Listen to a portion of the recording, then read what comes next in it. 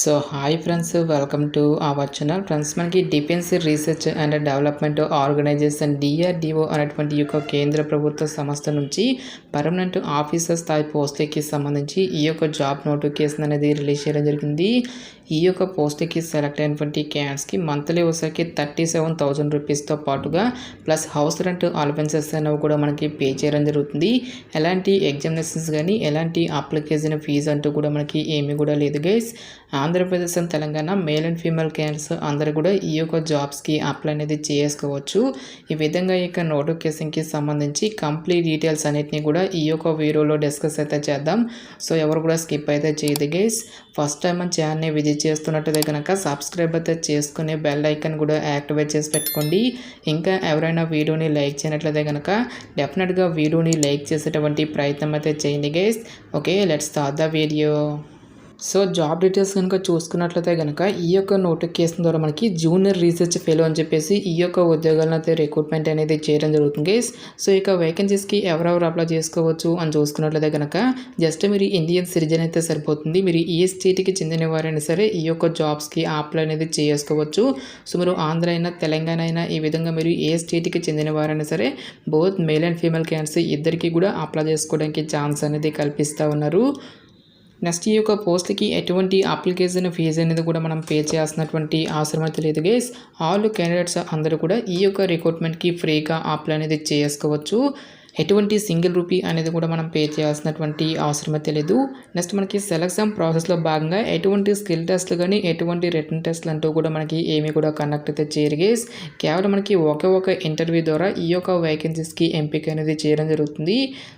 So పోస్టుల వర్గ age లిమిట్తో పాటు పే స్కేల్ అనేది ఏ విధంగా ఉంటుంది, ఎడ్యుకేషనల్ క్వాలిఫికేషన్కి సంబంధించిన డీటెయిల్స్ కనుక చూసుకున్నట్లయితే కనుక ఈ యొక్క నోటిఫికేషన్ ద్వారా టోటల్గా మనకి డిఫరెంట్ డిసిప్లిన్స్లలో ఖాళీగా ఉన్నటువంటి పర్మనెంట్ జూనియర్ రీసెర్చ్ ఫెలో ఉద్యోగాలను అయితే రిక్రూట్మెంట్ అనేది చేయడం జరుగుతుంది గైస్. సో ఈ యొక్క పోస్ట్కి సెలెక్ట్ అయినటువంటి క్యాండిడేట్స్కి మంత్లీ వచ్చరికి 37,000 రూపీస్తో పాటుగా ప్లస్ హౌస్ రెంట్ అలవెన్సెస్ అనేవి కూడా మనకి పే చేయడం జరుగుతుందని చెప్పేసి ఇక్కడ మనకి జాబ్ డీటెయిల్స్లోనే క్లియర్గా మెన్షన్ చేయడం జరిగింది. సో పోస్టుల వరకు ఎసెన్షియల్ ఎడ్యుకేషనల్ క్వాలిఫికేషన్ కనుక చూసుకున్నట్టయితే కనుక ఫస్ట్ సీరియల్ నెంబర్లో ఉన్నటువంటి పోస్టులకు వచ్చేసరికి ఎవరైతే కంప్యూటర్ సైన్స్ కంప్యూటర్ ఇంజనీరింగ్ అనేటువంటి ఈ యొక్క విభాగాలలో ME ఆర్ MTech అనేది ఎవరైతే కంప్లీట్ చేసినటువంటి క్యాండిడేట్స్ ఉంటారో వాళ్ళు మాత్రమే ఈ యొక్క జాబ్స్కి అప్లై చేసుకోవాల్సి అయితే ఉంటుంది. ఎటువంటి ఎక్స్పీరియన్స్ కానీ ఎటువంటి గేట్ స్కోర్ అంటూ కూడా మనకి ఏమి కూడా ఉండాల్సినటువంటి అవసరం అయితే లేదు. సో సేమ్ క్వాలిఫికేషన్ అనేది మీరు BE ఆర్ BTechలో కనుక ఉన్నట్లయితే కనుక సో క్వాలిఫికేషన్తో పాటుగా మనకి గేట్ ఎగ్జామినేషన్కి సంబంధించిన స్కోర్ కార్డ్ అనేది కూడా మనకి ఆడడం జరుగుతుంది.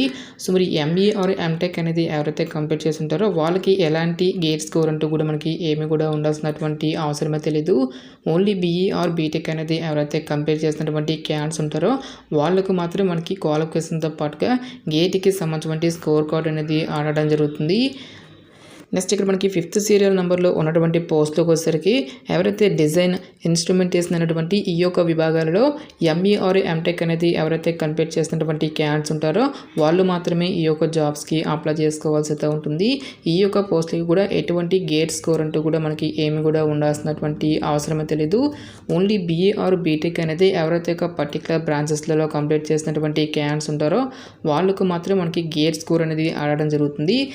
నెక్స్ట్ ఇక్కడ మనకి electronics and communication engineering instrumentation engineering అనేటువంటి ఈ యొక్క విభాగాలలో కూడా మీరు ME ఆర్ MTech అనేది కంప్లీట్ చేసినా సరే ఈ యొక్క వేకెన్సీస్కి అప్లై అనేది చేసుకోవచ్చు. సేమ్ బ్రాంచెస్లో మీరు BE ఆర్ BTech అనేది కంప్లీట్ చేసినట్లయితే కనుక సో కంపల్సరీగా మనకి గేట్ స్కోర్ అనేది మాత్రం ఉండాలి అని చెప్పేసి ఇక్కడ మనకి నోటిఫికేషన్లోనే క్లియర్గా మెన్షన్ చేయడం జరిగింది. సో ఇక పోస్ట్కి అప్లై చేసుకోవడానికి మీకు ఉండాల్సినటువంటి ఏజ్ లిమిట్ విషయానికి వచ్చేట్లయితే కనుక సో మీకు మినిమం ఏజ్ అనేది 18 ఇయర్స్ అయితే కంప్లీట్ అయి ఉండాలి. జనరల్ అభ్యర్థులు వచ్చేసరికి 28 ఇయర్స్ వరకు కూడా అప్లై అనేది చేసుకోవచ్చు. నెక్స్ట్ మనకి క్యాస్ట్ వరకు కూడా ఏజ్ రిలాక్సేషన్స్ అనేవి ఉంటాయి కాబట్టి OBC క్యాండిడేట్స్ వచ్చేసరికి 31 ఇయర్స్ వరకు, SC ST క్యాండిడేట్స్ వచ్చేసరికి 33 ఇయర్స్ వరకు కూడా అప్లై చేసుకోవడానికి ఛాన్స్ అనేది కల్పిస్తూ ఉన్నారు. నెక్స్ట్ ఈ యొక్క పోస్టులకి సంబంధించి అప్లికేషన్ ప్రాసెస్ విషయానికి వచ్చేట్లయితే కనుక ఓన్లీ ఆఫ్లైన్లోనే అప్లై చేసుకోవాల్సి అయితే ఉంటుంది. నోటిఫికేషన్లో ఇక్కడ మనకి అప్లికేషన్ ఫామ్ అనేది ఇవ్వడం జరిగింది. సో ఇక అప్లికేషన్ ఫామ్ లింక్ అనేది డైరెక్ట్గా వీడియో డిస్క్రిప్షన్లోను కామెంట్ సెక్షన్ అయితే ప్రొవైడ్ అయితే చేస్తాను గైస్. ఫస్ట్ ఆఫ్ ఆల్ మీరు ఈ యొక్క అప్లికేషన్ ఫామ్ అనేది మీరు ప్రింట్అవుట్ అనేది తీసుకొని మీరు ఏ పోస్ట్కి అయితే అప్లై చేస్తున్నారో ఆ పోస్ట్కి సంబంధించి సీరియల్ నెంబర్తో పాటు అడ్వర్టైజ్మెంట్ నెంబర్ అనేది కూడా ఇక్కడ ఇచ్చేసి రైట్ సైడ్లో మీ యొక్క లేటెస్ట్ పాస్పోర్ట్ సైజ్ ఫోటోగ్రాఫ్ అనేది మీరు ఇక్కడ స్టిక్ చేయాల్సి అయితే ఉంటుంది. నెక్స్ట్ బ్లాక్ లెటర్లో మీ యొక్క ఫుల్ నేమ్తో పాటు మీ యొక్క ఫాదర్స్ నేము, మీ యొక్క మదర్స్ నేమ్తో పాటు మీ యొక్క జెండరు, కేటగిరీ, మీ యొక్క డేట్ ఆఫ్ బర్త్తో పాటుగా మీ యొక్క క్యాస్ట్తో పాటుగా పర్మనెంట్ అడ్రస్సు, నెక్స్ట్ మనకి కరస్పాండెన్స్ అడ్రస్కి సంబంధించిన డీటెయిల్స్ అన్నిటిని కూడా మీరు ఇక్కడ ఫిల్ చేసేసి నెక్స్ట్ మీ యొక్క మొబైల్ నెంబర్తో పాటుగా ఈమెయిల్ ఐడి అనేది కూడా ఇచ్చేసి మీకు ఎడ్యుకేషనల్ క్వాలిఫికేషన్కి సంబంధించిన డీటెయిల్స్ అన్నిటిని కూడా మీరు ఇక్కడ 1 by 1 అయితే ఫిల్ చేయాల్సి అయితే ఉంటుంది గైస్. సో ప్రీవియస్గా మీకు ఏదైనా వర్క్ ఎక్స్పీరియన్స్ అనేది ఉంటే దానికి సంబంధించిన డీటెయిల్స్ అన్ని మీరు ఇక్కడ ఫిల్ చేయాల్సి అయితే ఉంటుంది. లేదంటే మీరు ఇక్కడ సింపుల్గా నాట్ అప్లికేబుల్ అని చెప్పేసి ఇక్కడ మీరు మెన్షన్ అయితే చేసేయండి గైస్. నెక్స్ట్ ఎవరైతే నెట్ కానీ గేట్ ఎగ్జామినేషన్కి సంబంధించిన స్కోర్ కార్డ్ అనేది ఉంటుందో ఆ యొక్క క్యాన్స్ వచ్చేసరికి ఇక్కడ మీరు ఎస్ అయితే ఎస్ అని, నో అయితే నో అని చెప్పేసి మీరు ఇక్కడ చూస్ చేసుకోవాల్సి అయితే ఉంటుంది. సో మీకు గేట్ ఎగ్జామినేషన్కి సంబంధించిన స్కోర్ కార్డ్ అనేది ఉంటే కనుక దానికి సంబంధించిన డీటెయిల్స్ అన్నిటిని కూడా మీరు ఇక్కడ ఫిల్ చేయాల్సి అయితే ఉంటుంది. సో మీరు ఏ ఇయర్లో ఒక గేట్ ఎగ్జామినేషన్ అనేది రాశారు, దాని యొక్క వ్యాలిడిటీ ఏంటి, మీ యొక్క స్కోర్ అనేది ఎంత వచ్చిందని చెప్పేసి ఒక డీటెయిల్స్ అన్నిటిని కూడా మీరు ఇక్కడ 1 by 1 అయితే ఫిల్ చేయాల్సి అయితే ఉంటుంది గైస్.